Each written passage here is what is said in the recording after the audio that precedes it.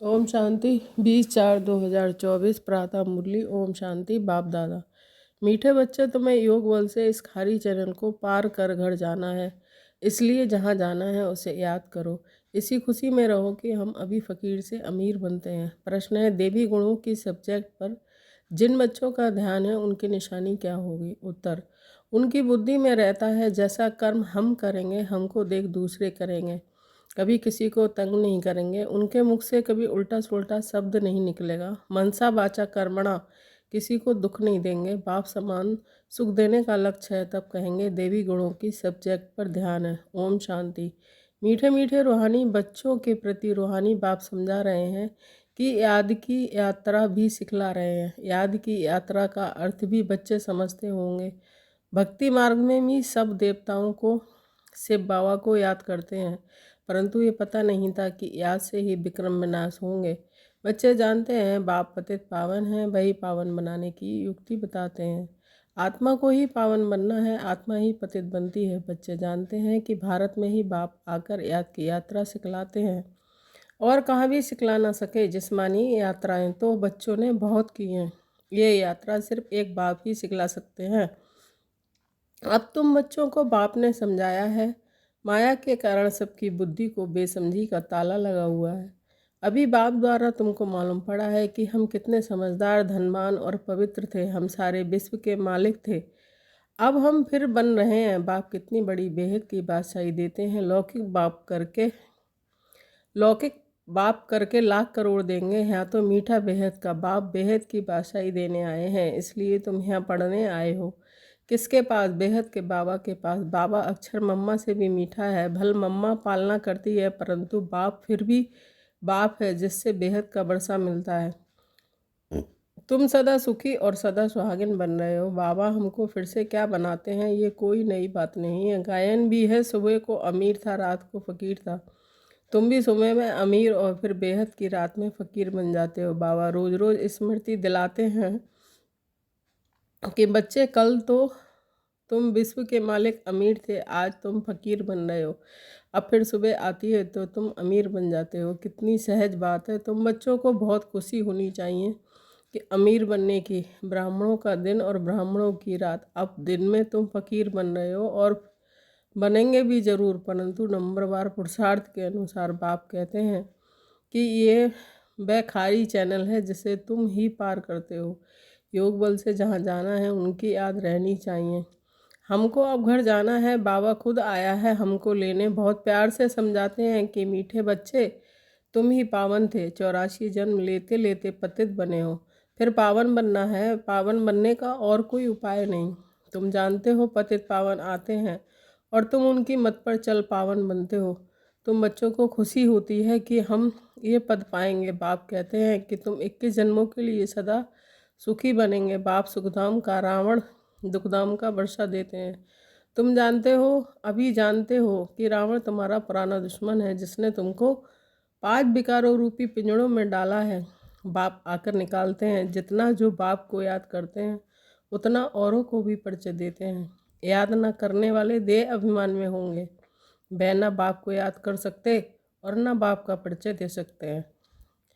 हम आत्मा भाई भाई हैं, घर से यहाँ आए हैं भिन्न भिन्न पार्ट बजाने। सारा पार्ट कैसे बजता है ये भी तुम्हारी बुद्धि में है। जिनको पक्का निश्चय है कि वह आकर यहाँ रिफ्रेश होते हैं। ये कोई ऐसी पढ़ाई नहीं है जो तुमको टीचर के साथ ही रहना है।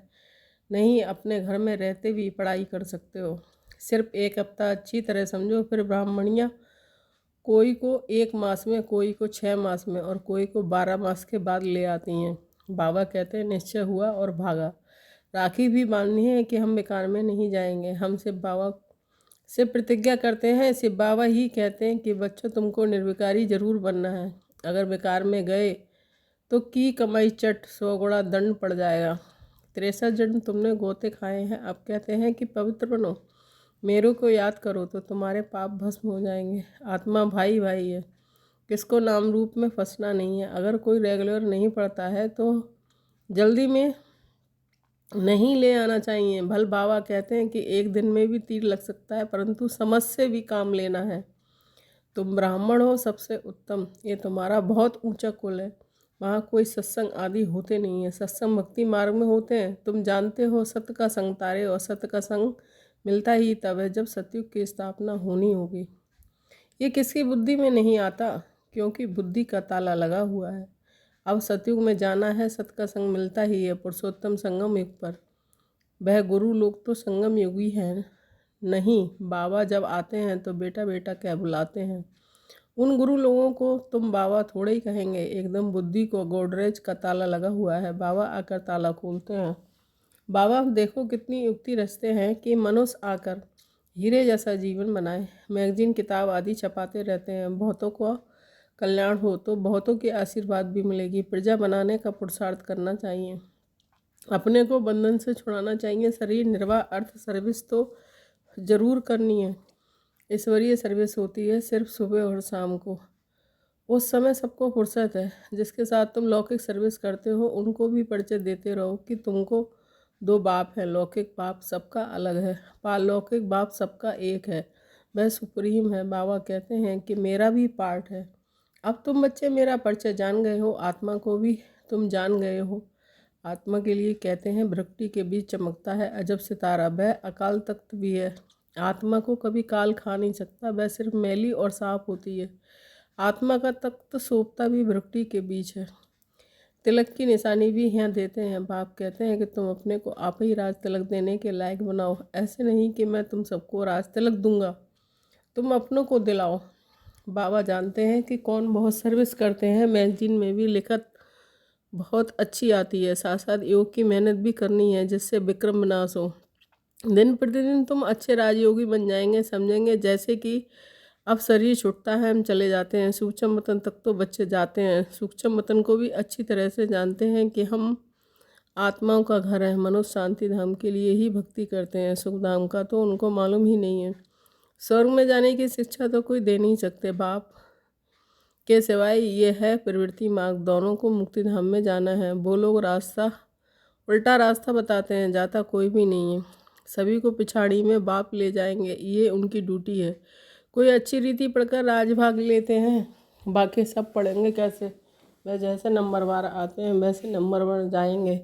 इन बातों में जास्ती वेस्ट समय मत करो। कहते हो बाबा को याद करने की भी फुर्सत नहीं मिलती है, फिर इसमें समय क्यों वेस्ट करते हो। ये तो निश्चय है कि बेहद का बाप टीचर गुरु भी है, फिर दूसरे कोई को याद करने की ज़रूरत नहीं है। तुम जानते हो कल पहले भी श्रीमत पर चलकर पावन बने थे। घड़ी घड़ी चक्र भी फिराते रहो। तुम्हारा नाम है सुदर्शन चक्रधारी, नार रहेड़ का मिसाल। ज्ञान सागर से तुम्हें भरने में देरी नहीं लगती है, खाली होने में देरी लगती है। तुम हो मीठे सिकीले बच्चे, क्योंकि कल्प के बाद आकर मिले हो। ये पक्का निश्चय है, हम 84 जन्मों के बाद फिर से आकर बाप से मिले हैं। बाप कहते हैं कि जिसने पहले भक्ति की है वही पहले ज्ञान लेने लायक भी बने हैं, क्योंकि भक्ति का फल चाहिए तो सदैव अपने फल अथवा वर्षे को याद करते रहो। फल अक्षर भक्ति मार्ग का है, वर्षा ठीक है। बेहद के बाप को याद करने से वर्षा मिलता है और कोई उपाय नहीं। भारत का प्राचीन योग मशहूर है। वह समझते हैं कि हम भारत का प्राचीन योग सीखते हैं। बाबा समझाते हैं कि ये ड्रामा के अनुसार हठयोगी बन जाते हैं। राजयोग अब तुम सीखते हो, क्योंकि अब संगम योग है, उनका धर्म अलग है। वास्तव में उनको गुरु करना नहीं चाहिए, परंतु ये भी ड्रामा के अनुसार फिर भी करेंगे ज़रूर। तुम बच्चों को अब राइटियस बनना है। रिलीजन में ही ताकत है। तुमको जो मैं देवी देवता बनाता हूँ, ये धर्म बहुत सुख देने वाला है। मेरी ताकत भी उनको मिलती है जो मेरे से योग लगाते हैं। तो बाप जो खुद धर्म स्थापन करते हैं उसमें बहुत ताकत है। तुम सारे विश्व के मालिक बन जाते हो। बाप इस धर्म की महिमा करते हैं कि इसमें बहुत माइट है। ऑलमाइटी बाबा से माइट बहुतों को मिलती है। वास्तव में माइट सबको मिलती है, परंतु नंबरवार। तुमको जितनी माइट चाहिए उतनी बाबा से लो। फिर देवी गुणों की सब्जेक्ट भी चाहिए। किसको तंग नहीं करना, दुख नहीं देना, ये कभी किसको उल्टा सुल्टा शब्द नहीं कहते। जानते हैं कि जैसा कर्म मैं करूँगा मुझे देख और भी करेंगे। आश्री गुणों से देवी गुणों में आना है। देखना है कि हम किसको दुख तो नहीं देते हैं। ऐसा कोई नहीं है जो किसको दुख नहीं देता हो, कुछ ना कुछ भूलें होती ज़रूर हैं। वह अवस्था तो अंत में ही आएगी जो मनसा वाचा कर्मणा किसको दुख न देवे। ये समय हम पुरुषार्थी अवस्था में है। हर बात नंबरवार पुरुषार्थ अनुसार होती है। सभी पुरुषार्थ सुख के लिए ही करते हैं, परंतु बाप बगैर कोई दुख सुख दे न सके। देखा जाता है सोमनाथ के मंदिर में कितने हीरे जवाहरात हैं। वह सब कहाँ से आए, कैसे साहूकार बने। सारा दिन इस पढ़ाई के चिंतन में रहना चाहिए। गृहस्थ व्यवहार में रह कमल पुष्प समान पवित्र बनना है। तुमने ये पुरुषार्थ किया है, तब तो माला बनी है, कल्प कल्प बनती रहती है। माला किसका यादगार है ये भी तुम जानते हो। वह तो माला का सिमरण पर बहुत मस्त हो जाते हैं। भक्ति में क्या होता है और ज्ञान में क्या होता है ये भी तुम जानते हो। तुम किसको भी समझा सकते हो। पुरुषार्थ करते करते आखिरी पिछाड़ी की जड़ कल पहले मुआफिक निकल आएगी। हर एक अपनी जांच करते रहे। तुम समझते हो कि हमको ये बनना है। पुरुषार्थ की मार्जिन मिली है। नंबरवार पुरुषार्थ के अनुसार बाप भी तुम्हारा स्वागत करते हैं। तुम बच्चे जो स्वागत करते हो उनसे जास्ती बाप तुम्हारा स्वागत करते हैं। बाप का धंधा ही है तुम्हारा स्वागत करना। स्वागत माना सदगति, ये सबसे ऊंचा स्वागत है। तुम सबका स्वागत करने बाप आते हैं। अच्छा मीठे मीठे शकील दे बच्चों के प्रति माता पिता बाप दादा का याद प्यार गुड मॉर्निंग। रूहानी बाप की रूहानी बच्चों को नमस्ते। हम रूहानी बच्चों की रूहानी माता पिता बाप दादा को याद प्यार गुड मॉर्निंग, नमस्ते नमस्ते, शुक्रिया बाबा शुक्रिया। धारणा के लिए मुख्तार 1 पॉइंट। बहुतों के आशीर्वाद लेने के लिए कल्याणकारी बनना है। शरीर निर्वाह अर्थ कम करते अपने को बंधन से मुक्त कर सुबह शाम ईश्वरीय सर्विस जरूर करनी है। 2 पॉइंट। दूसरी बातों में अपना समय वेस्ट न कर बाप को याद कर माइट लेनी है। सत्य के संग में ही रहना है। मनसा वाचा कर्मणा सबको सुख देने का ही पुरुषार्थ करना है। वरदान। पवित्रता के वरदान को निजी संस्कार बनाकर पवित्र जीवन बनाने वाले मेहनत मुक्त जीवन भव। स्पष्टीकरण। कई बच्चों को पवित्रता में मेहनत लगती है। इससे सिद्ध है वरदाता बाप से जन्म का वरदान नहीं लिया है। वरदान में मेहनत नहीं होती। हर ब्राह्मण आत्मा को जन्म का पहला वरदान है पवित्र भव, योगी भव। जैसे जन्म के संस्कार बहुत पक्के होते हैं, तो पवित्रता ब्राह्मण जन्म का आदि संस्कार निजी संस्कार है। इसी स्मृति से जीवन पवित्र जीवन बनाओ, मेहनत से मुक्त बनो। स्लोगन। ट्रस्टी वह है जिसमें सेवा की शुद्ध भावना है। ओम शांति।